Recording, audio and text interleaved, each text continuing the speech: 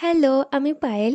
তো আজ আমি সেই জায়গাটায় যেতে চলেছি যেটা কিনা আমি অনেক দিন ধরে অপেক্ষা করছিলাম। বিগত অনেক মাস ধরে। সবসময় ভাবতাম এটা একবার কমপ্লিট হয়ে যাক ব্যাস তারপরেই যাব। ইভেন কতজনের সাথে প্ল্যানও হয়েছিল যাওয়ার কিন্তু যাওয়া হয়নি। ফাইনালি আজকে আমি যাচ্ছি।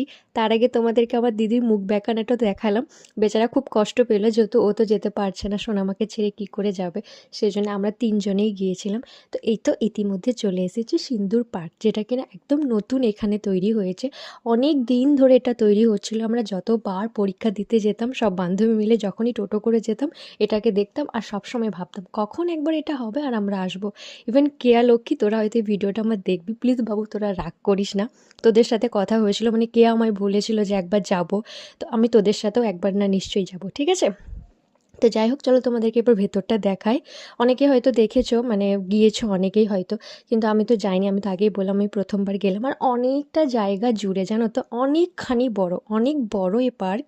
পার্ক বলতে দেখো এখানে শুধু চিলড্রেনদের জন্য চিলড্রেন কিছু কিছু আছে যেগুলো দোলনা, কিছু কিছু জিনিস আছে যেগুলো বাচ্চারা ইউজ করে। আর এমনিতে শুধু এই জিরাফ আছে, হরিণ আছে, হাতি আছে। আর যেহেতু এতখানি বড়, এত বড় আর চারিদিক শুধু এই গাছপালা ফুল, যেগুলো কিনা আমার ভীষণ পছন্দের।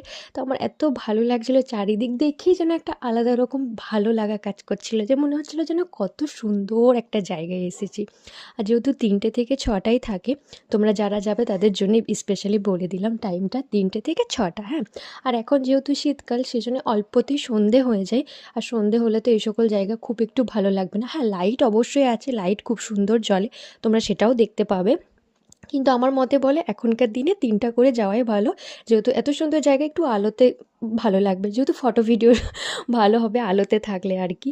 তো আমি শুধু ঘুরে ঘুরে দেখছিলাম। আমি তো আরও মানে অন্য দিক যেখানে হাতিয়ারে ছিল ওই দিকটা যাইনি, যেহেতু আমাদের এইগুলো ঘুরতে ঘুরতেই টাইম চলে গেল, যেহেতু আমাদের যেতে একটু লেট হয়েছিল। আর আমার ফোনের ক্যামেরা কোয়ালিটি অতটাও ঠিক নয়, সেজন্য খুব একটু ভালো হয়তো লাগছে না মেবি। আমি একটা লাইভও দেখিয়েছিলাম তোমাদেরকে, দেখলাম ক্যামেরাটা একদম ঠিকঠাক আসেনি ভিডিওতে। মানে জিনিসগুলো এত সুন্দর কিন্তু এই সন্ধ্যা হয়ে গিয়েছে, দেন আমার ফোনের ক্যামেরার জন্য কেমন জানি খারাপ লাগছে। তো এই তো আমরা বাচ্চাদের ওইখানে গিয়েছিলাম। আর দেখো কত বাচ্চা কত আনন্দ করছে।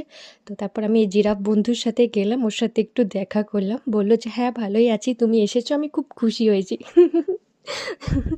তো এখানে না আমার যেতে খুব ইচ্ছে করছিল। আর আমি আমার ইচ্ছেটাকে আটকে রাখতে পারলাম না। আমি ভাবলাম আমার তো বেশি ওয়েট নয়, এটা চাপলে আশা করছি এটা ভেঙে যাবে না। তো বাস জিজুকে বললাম যেমন ভাবা তেমন কাজ, জিজু একবার প্লিজ ঘুরিয়ে দাও। তো একটা বাচ্চা মেয়েও ছিল, তো ও আর আমি দুজন মিলে চাপলাম, মানে বেশ মজা লাগছিল। চিলড্রেন পার্ক গেছে আর চিলড্রেনের কোনো জিনিসে বসবো না, এটা কি হতে পারে তোমরাই বলো। সেজন্য আমি